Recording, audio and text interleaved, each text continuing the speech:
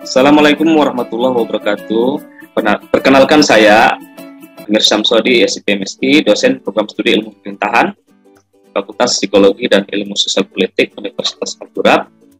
Dalam kesempatan ini, saya akan mengikuti atau menyampaikan mengenai bidang pengajaran sebagai salah satu prasyarat kegiatan prasyarat PDD UKT-PT bidang pengajaran Cerdos Smart tahun 2021 gelombang 4. Baik, untuk kesempatan kali ini ya saya akan menyampaikan bidang pengajaran, yakni salah satu bidang yang sangat penting dalam proses tridharma di perguruan tinggi, di mana dalam bidang ini selama saya menjadi dosen ya, saya juga mengajar beberapa mata kuliah yang ada di kurikulum program studi ilmu pemerintahan Universitas Madura. Di antaranya mata kuliah yang pernah saya ampuh sebagai dosen, yakni mata kuliah Hukum Tata Pemerintahan, Studi Konstitusi, Kebijakan Sektor Publik, Pemilu dan Kelembagaan Politik, dan Tata Kelola Pemerintahan.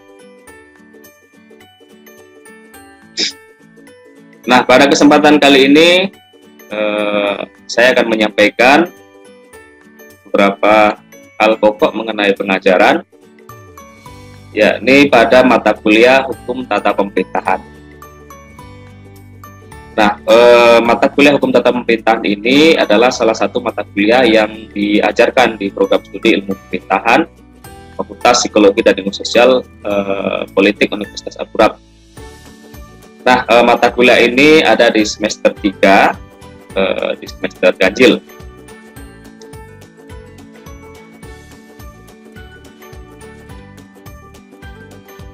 Nah, deskripsi dari mata kuliah Hukum Tata Pemerintahan adalah yang mana mata kuliah ini menguraikan hal-hal yang berkaitan dengan Hukum Tata Pemerintahan, antara lain sumber-sumber Hukum Tata Pemerintahan, susunan pemerintahan Indonesia, keputusan tata usaha negara, badan hukum publik dan privat, barang-barang milik pemerintah atau negara, campur tangan penguasa dalam kehidupan masyarakat, kedudukan hukum para petugas publik, perbuatan pemerintah, keabsahan tindakan pemerintahan, tindakan atau perlindungan hukum di Indonesia, serta peradilan tata usaha. Nah, capaian pembelajaran dari mata kuliah Hukum Tata Pemerintahan ini, yang pertama, mahasiswa dapat menguasai konsep teoritis hukum tata pemerintahan, menguasai makna peranan hukum dalam penyelenggaraan pemerintahan, menguasai konsep hubungan masyarakat dan pemerintahan melalui fungsi-fungsi pemerintahan.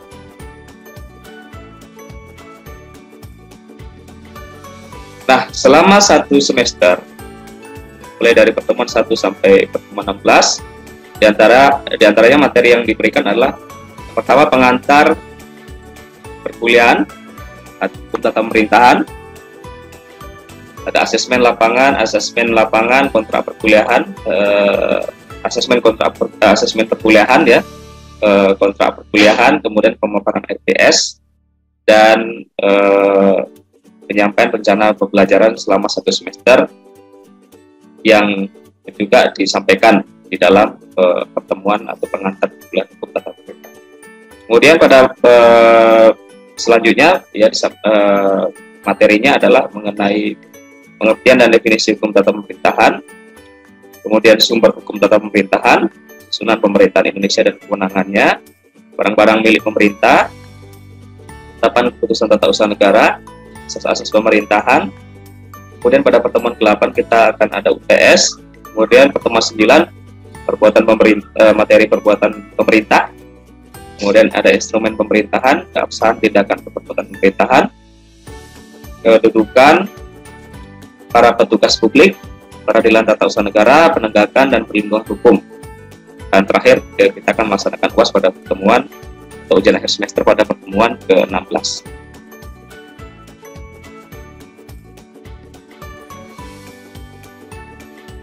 Nah, sistem pembelajaran dalam perkuliahan ini yaitu sinkronus dan asinkronus ya. Kita pada masa pandemi ini saya selaku dosen menggunakan media belajar daring atau sistem pembelajaran daring, yang dalam hal ini saya memanfaatkan fasilitas belajar daring yang disediakan oleh Universitas Adurab. Ya, diantaranya adalah Spada Universitas Adurab, Spada Uniprap, kemudian Siakat Uniprap, dan juga fitur-fitur lain yang disediakan oleh yang tersedia ya untuk menunjang perkuliahan seperti Classroom Google yang disediakan oleh Google, kemudian Google Meet atau Zoom, kemudian juga saya memanfaatkan WA Group untuk proses belajar daring ini. Kemudian untuk pelaksanaan kuis ya, pemberian soal latihan harian ya, soal latihan harian yang mana misalnya setiap 3 kali pertemuan ya, saya mempersiapkan untuk memberikan kuis. Kemudian untuk tugas ada ujian tengah dan ujian akhir semester, kemudian ada tugas kelompok dan individu, ada kajian literatur di kasus ya, melalui mini field research. Nah, untuk persiapan perkuliahan ya, pertama kita menggunakan menu aplikasi yang disediakan oleh kampus, yaitu siakat.uniprap.ac.id, yang mana dalam menu ini kita memiliki akun untuk melihat perkuliahan dan juga melihat mata kuliah yang kita ampuh pada semester berjalan. Nah, ini mata kuliah Hukum Tata Pemerintahan ya. Nah, untuk mempermudah proses pelaksanaan perkuliahan ya, universitas kami juga menyiapkan atau menyediakan aplikasi absensi ya, absensi dengan menggunakan barcode. Nah, di mana di menu absensi uniprap.ac.id ini ya tersedia menu catatan absen, jadwal pada saat sekarang ya, kemudian absen mahasiswa, kemudian laporan dan perubahan jadwal ya. Jika ada kendala mengenai perkuliahan, kita bisa melakukan perubahan jadwal melalui menu ini. Nah, kemudian di menu spada.uniprap.ac.id yang menjadi sistem LMS kampus itu, kita bisa di sini mengisi absen perkuliahan, kemudian juga bisa melakukan kuliah daring ya, atau kuliah tatap muka secara virtual dengan terintegrasi dengan Google Meet. Nah, ini setiap pertemuan ya, pertemuan dari perkuliahan itu tinggal kita isi saja di sini ya, materi-materi yang akan disampaikan dan dipelajari di dalam kelas perkuliahan. Kemudian ya, ini ketika kita menggunakan Google Meet yang terintegrasi tadi dengan Spada Uniprap, maka di menu kuliah virtual ini nanti kita tinggal langsung klik saja ya, sinkron with Google Drive ya, kemudian direkam juga di sini. Nah, kemudian untuk pemberian tugas kuis ya, kita juga memanfaatkan menu yang ada di sini di spada.uniprap.ac.id ya, dengan add an activity or resource ya. Nanti kita tinggal pilih kita mau bikin kuis, kita mau buat catatan ya, kita mau Google Meet juga bisa, kita mau ngirim link video juga bisa ya, itu melalui aplikasi Spada Uniprap.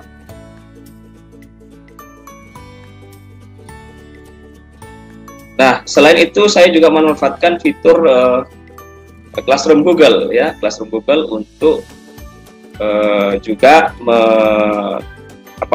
melengkapi yang kurang dari Spada tadi gitu ya. Spada Uniprap apabila ada yang tidak bisa login atau masuk, nanti bisa mengisi di Classroom Google mata kuliah Hukum Tata Pemerintahan. Kemudian itu untuk koordinasi saya menggunakan WA juga ya, WA Group, yang mana dengan WA Group ini kita dapat diskusikan atau menjelaskan dengan cepat ya, karena dengan media smartphone yang berada di genggaman kita bisa dengan cepat merespon apa yang terjadi di dalam kelas perkuliahan. Kemudian untuk penilaian setiap akhir semester kita juga difasilitasi oleh menu siaka.univab.ac.id untuk menginputkan nilai kita, sehingga mahasiswa nanti bisa mengakses di aplikasi di menu siaka.univab.ac.id, itu pada login sebagai user mahasiswa akan bisa melihat proses hasil dari perkuliahan selama 1 semester. Nah, di sini nilai-nilai yang dihimpun berdasarkan UTS, tugas, kemudian juga kuis, ya itu nanti akan diakumulasikan menjadi satu nilai kumulatif mata kuliah, ya, satu nilai mata kuliah, nilai akhir. Nah, nanti akan diumumkan melalui siaka.univab.ac.id. Nah, apabila ada yang tidak sesuai dengan hasil, maka diberikan kesempatan untuk melakukan perbaikan atau remedial, ya, sehingga berdasarkan kalender akademik yang ditentukan oleh Universitas Abdurrahman tentu. Nah, ini ya rincian dari seluruh mata sub pembelajaran mata kuliah hukum tata pemerintahan. Ya, pada pertemuan pertama ini ada pengantar hukum tata pemerintahan, kemudian pertemuan kedua ada pemahaman hukum tata pemerintahan, kemudian pertemuan ketiga ada materi sumber-sumber hukum tata pemerintahan, kemudian pertemuan 4 ada susunan lembaga penyelenggara pemerintah dan kewenangannya, ya, kemudian pertemuan kelima ada barang-barang milik pemerintah. Sini juga ada penjelasan di RPS-nya, ya. Kemudian ya pertemuan 6, 7, 8, 9, 10 ketetapan dan keputusan tata usaha negara, good governance, tata kelola pemerintah yang baik, perbuatan pemerintah dan keabsahan tindakan perbuatan pemerintah. Ini ada ujian tengah semester di pertemuan ke-8. Nah, ini ya materi-materi yang seperti yang saya paparkan pada awal video tadi. Ada instrumen pemerintahan, kedudukan hukum para petugas publik, dan sampai pada yang terakhir, ya, penegakan dan perlindungan hukum pemerintahan. Nah, tentu ya, ini kemudian kehadiran tugas kelompok, tugas pribadi, ITS dan UAS, kemudian daftar pustaka, dan kemudian ini adalah keterangan aktivitas mahasiswa dan dosen yang dirangkum dalam RPS ini. Nah, selanjutnya kita akan menyaksikan pelaksanaan perkuliahan di salah satu pertemuan atau sub pembelajaran pada mata kuliah hukum tata pemerintahan di pertemuan kedua, yakni yang bahas mengenai konsep dan teori, ya, pemahaman konsep dan teori mengenai hukum tata pemerintahan.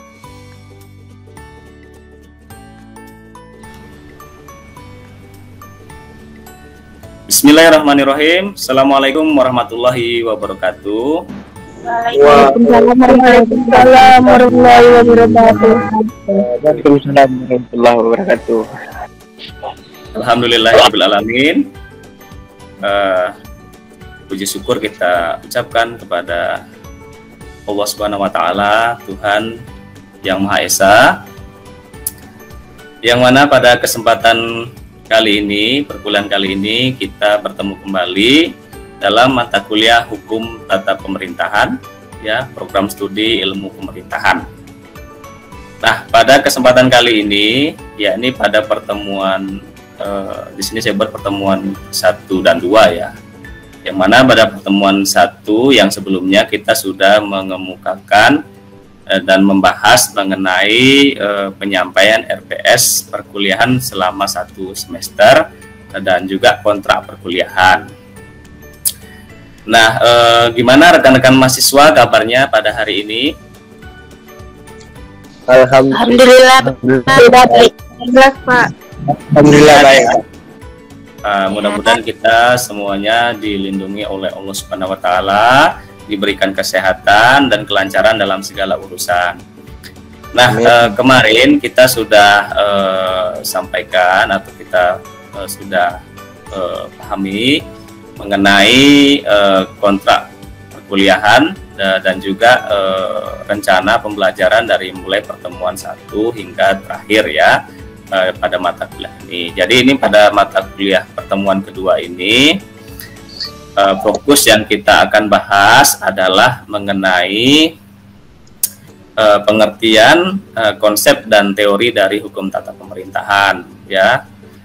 Nah,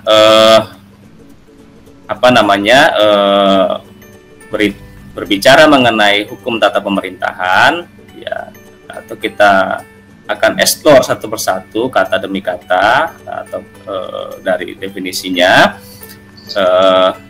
Yang paling mendasar ya dari sini adalah mengenai kata hukum ya.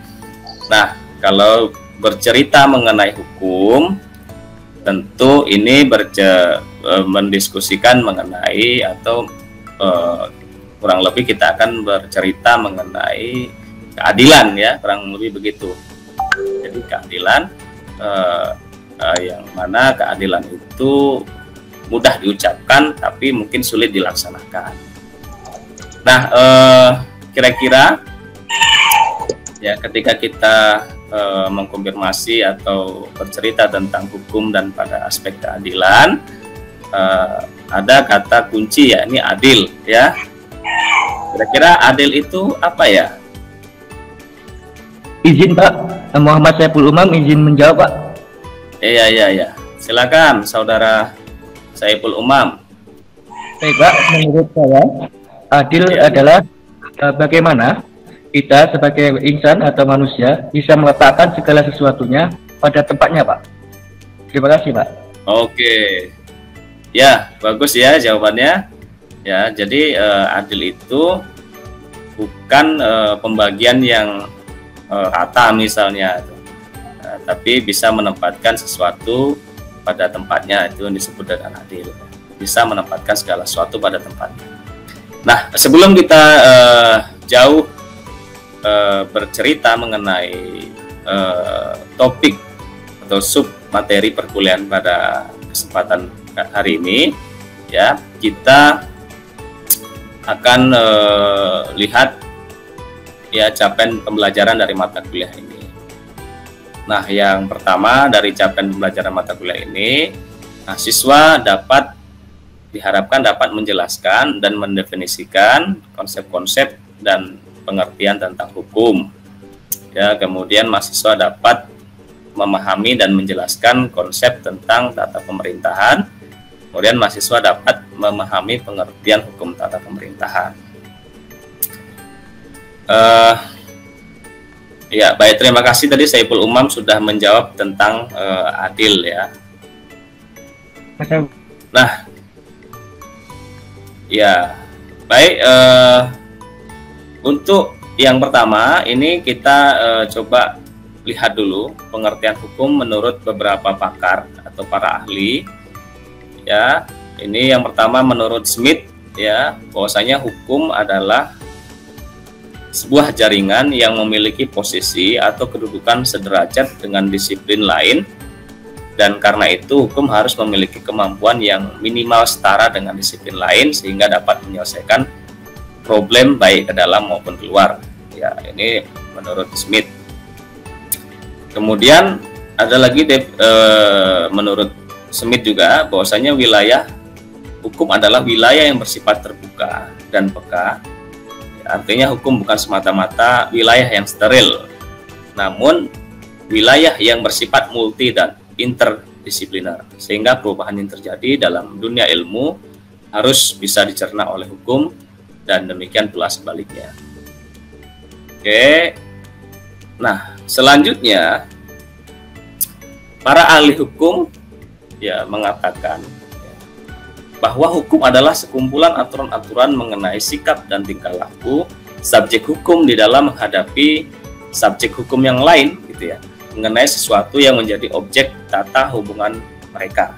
Yang dimaksud dengan subjek hukum adalah setiap manusia dan badan hukum yang menjadi pemikul atau pembawa daripada hak-hak, kewajiban-kewajiban dan tanggung jawab hukum. Ini menurut para ahli hukum. Kemudian dari para sarjana ilmu sosial menganggap bahwa hukum sebagai suatu subsistem sosial budaya, karena itu hukum dapat digambarkan dalam 3 sudut. Nah, ini gambarnya ya, ada segitiga dalam hukum. Nah, ada pelaku, ada praktek, dan ada ide. Ini segitiga hukum, segitiga dalam hukum yang dikemukakan oleh para sarjana ilmu sosial. Nah, kita perlu jelaskan yang pertama pelaku. Pelaku adalah setiap subjek hukum, baik perorangan maupun organisasi, atau bidang hukum dan lain-lain. Kemudian ide, ya ide dalam hal ini adalah hukum yang dapat diperoleh seseorang di dalam keluarga, bangku sekolah, masyarakat, ya, atau institusi pendidikan, dan dalam kehidupan bernegara. Ini ide ya. Kemudian praktek dalam hal ini adalah apa yang menjadi atau merupakan perbuatan nyata dari para pelaku. Nah, menurut sistem ini, maka praktek daripada pelaku harus sesuai dengan ide atau dengan kata lain, hukum mengendalikan dan mengatur pelaku di dalam menjalankan praktek, sehingga tujuan daripada negara itu akan tercapai. Ini maksudnya ya. Nah, menurut Farid Ali tahun 2004 bahwa hukum adalah titik keseimbangan dari apa yang dikatakan baik dan apa yang dikatakan tidak baik.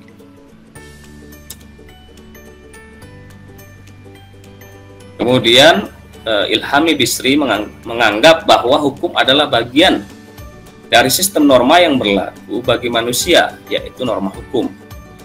Norma hukum adalah sistem aturan yang diciptakan oleh lembaga kenegaraan yang ditunjuk melalui mekanisme tertentu.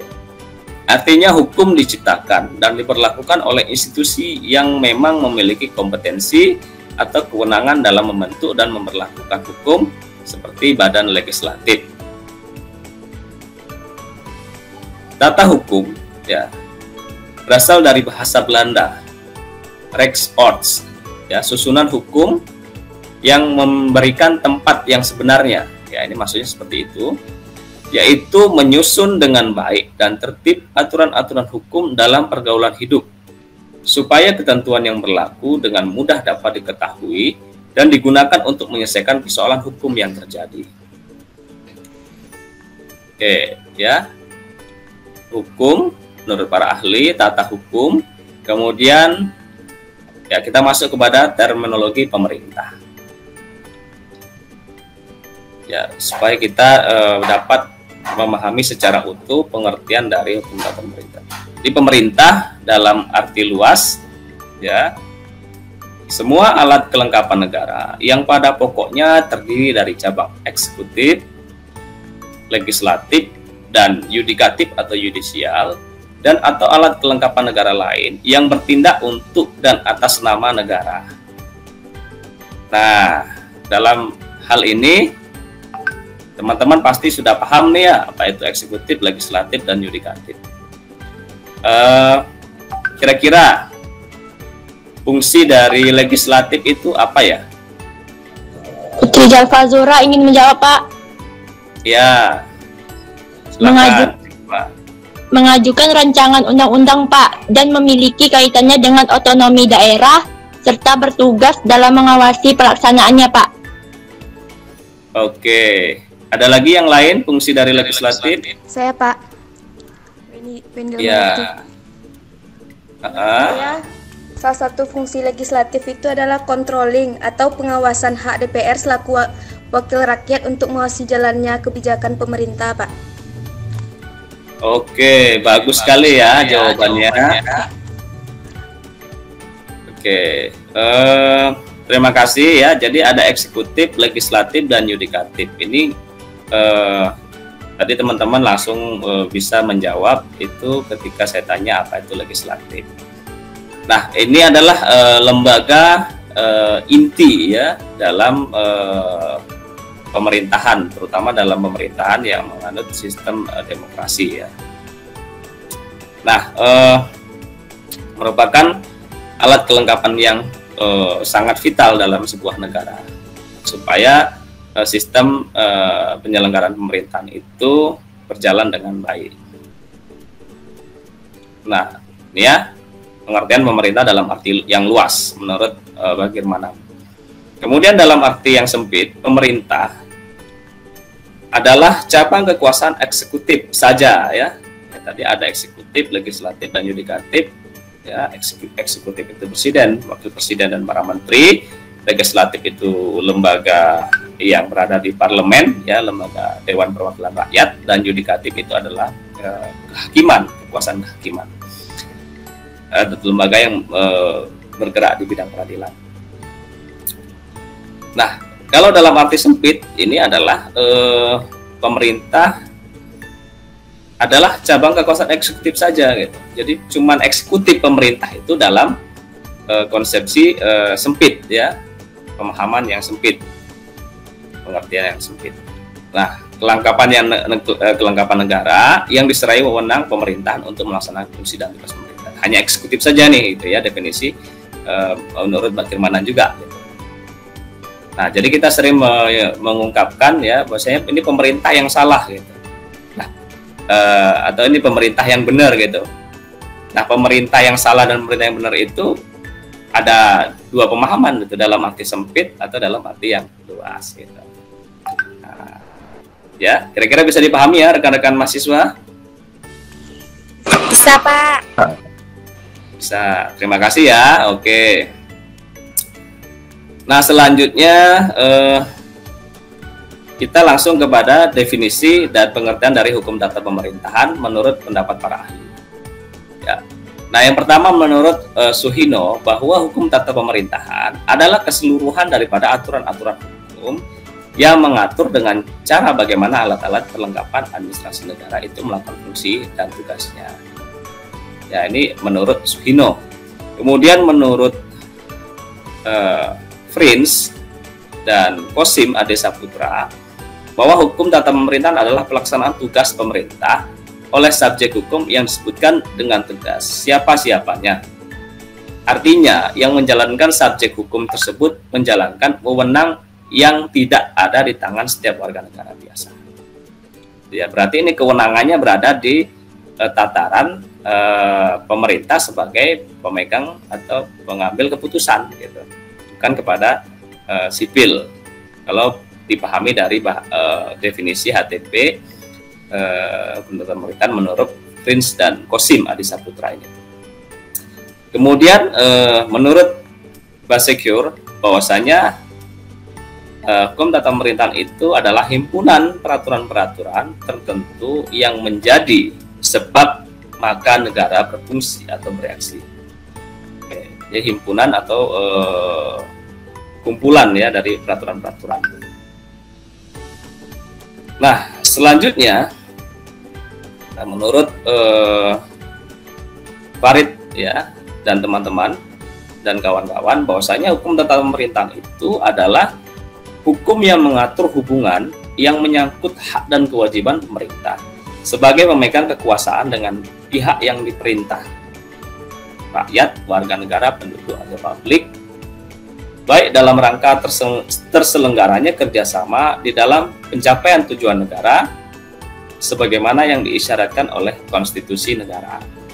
Nah, jadi hukum yang mengatur hubungan antara pemegang kekuasaan dengan yang diperintah, gitu ya, rakyat, warga negara, penduduk, dan publik dalam hal ini, untuk terselenggaranya sistem kerja dan pencapaian tujuan dari konstitusi itu sendiri. Nah, ini menurut Farid ya dan kawan-kawan. Kemudian kita dapat bandingkan ya atau kita komparasikan hukum tata pemerintahan dengan hukum administrasi negara berdasarkan perspektif para ahli. Nah, bahwa hukum tata pemerintahan dengan hukum administrasi negara ini ada beberapa pandangan ya dari para ahli. Ada yang mengatakan HAN atau hukum administrasi negara itu lebih luas daripada hukum tata pemerintahan. Ini menurut Van Vollenhoven.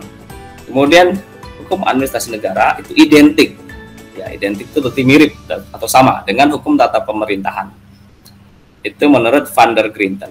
Kemudian ada yang mengatakan HAN, ya hukum administrasi negara lebih sempit kajiannya daripada hukum tata pemerintah. Itu menurut Romein dan Van Volz. Oke, ini ya. Jadi ada yang mengatakan lebih luas, identik, dan juga ada yang mengatakan lebih sempit kajiannya. Nah, ini klasifikasi mungkin ya dalam ilmu hukum, ya hukum khususnya kajian dari hukum tata negara gitu ya.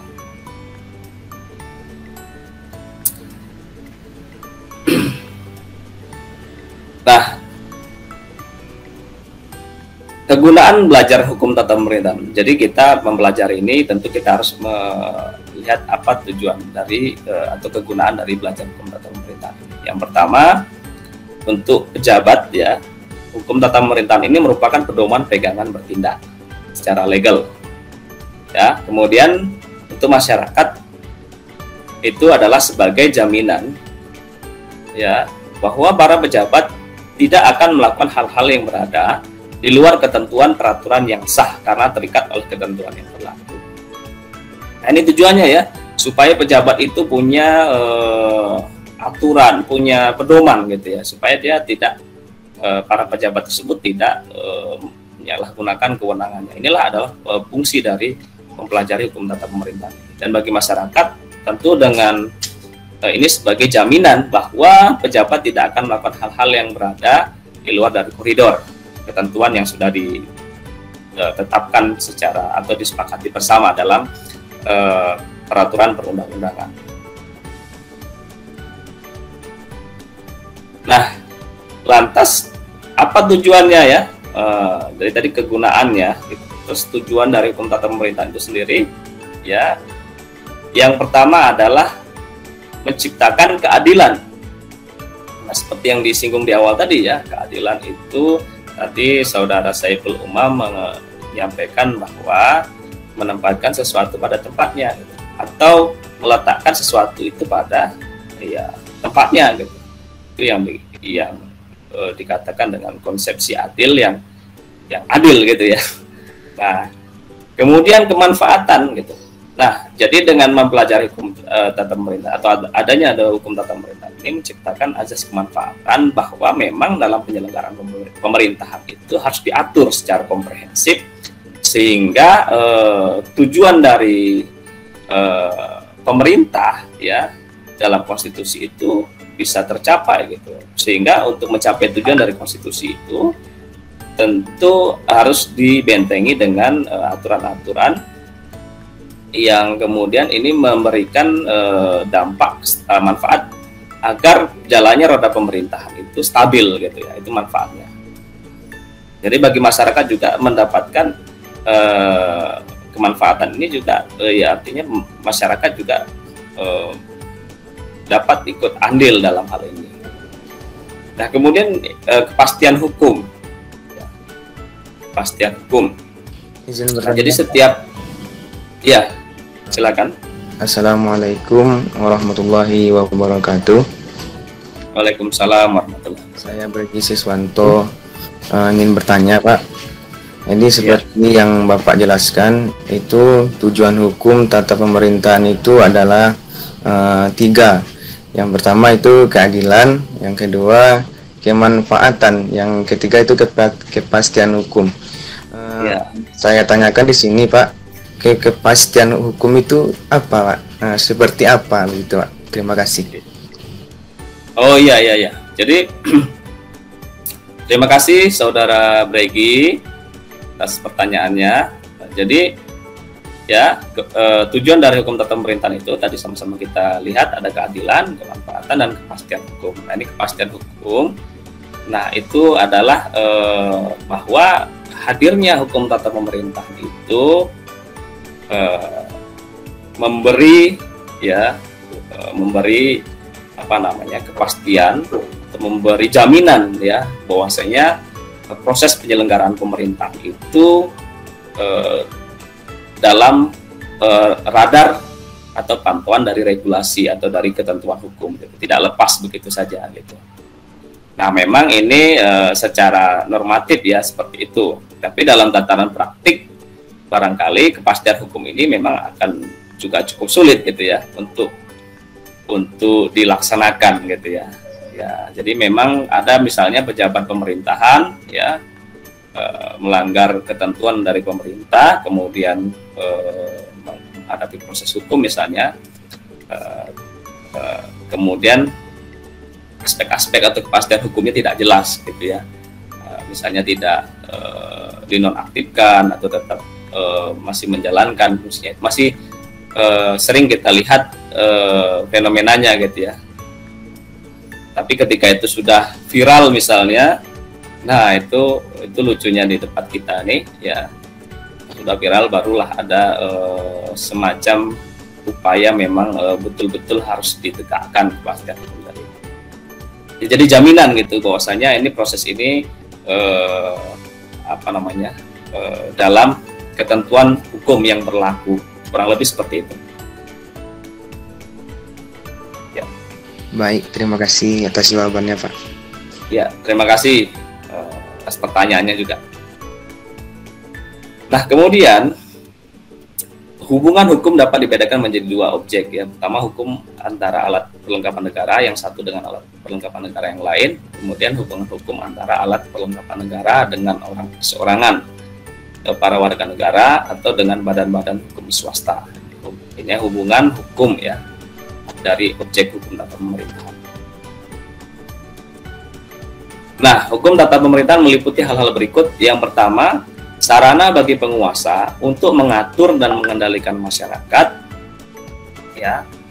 Nah, kemudian mengatur cara-cara partisipasi warga negara, kemudian perlindungan hukum bagi masyarakat, kemudian menetapkan norma-norma fundamental bagi penguasa untuk pemerintahan yang baik.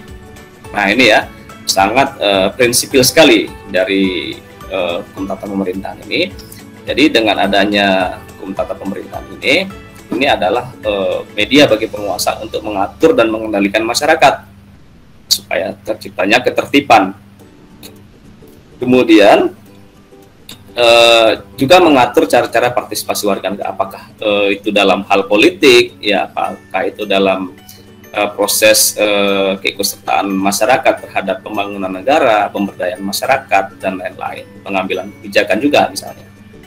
Kemudian perlindungan hukum bagi masyarakat. Jadi sebagai masyarakat warga negara kita memiliki atau mempunyai hak pokok untuk mendapatkan perlakuan hukum yang setara gitu ya, bersama di mata hukum.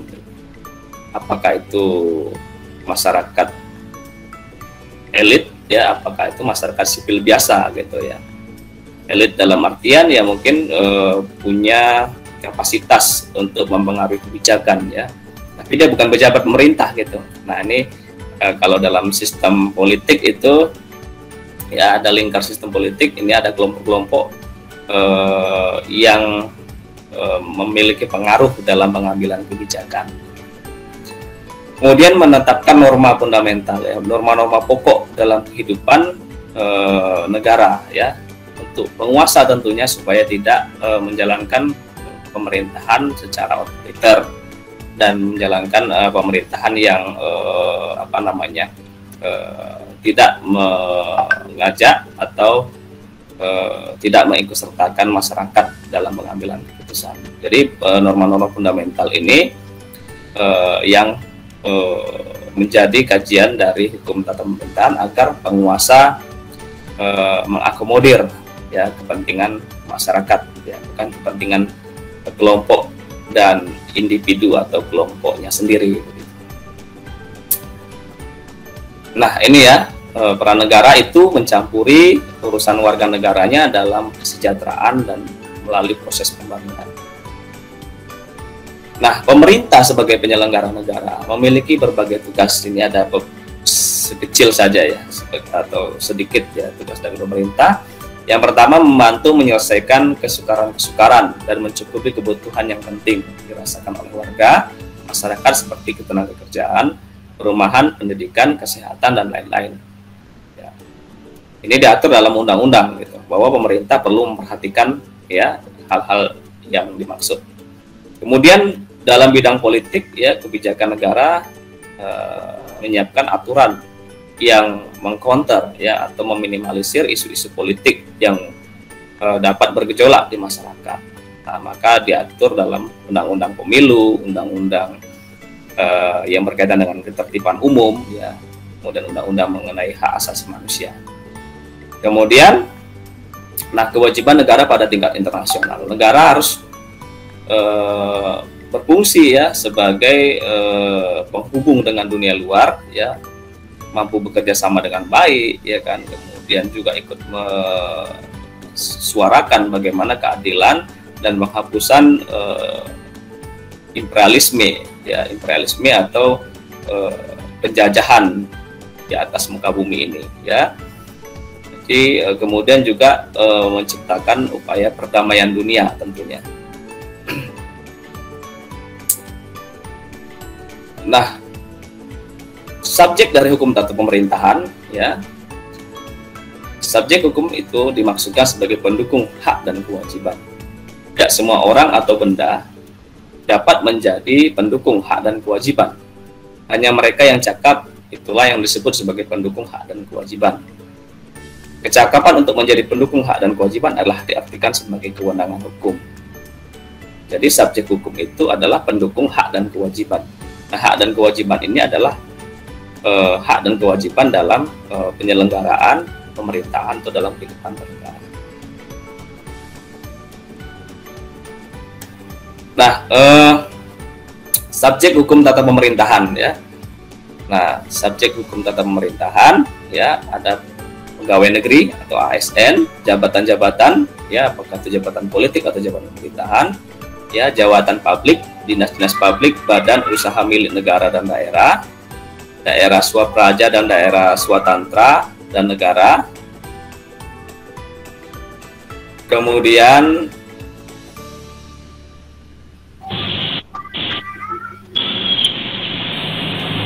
Pak, izin bertanya ya, Pak.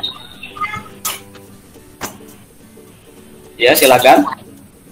Perkenalkan, saya Nur Hidayani. Nah, di sini kan tadi Bapak sudah jelasin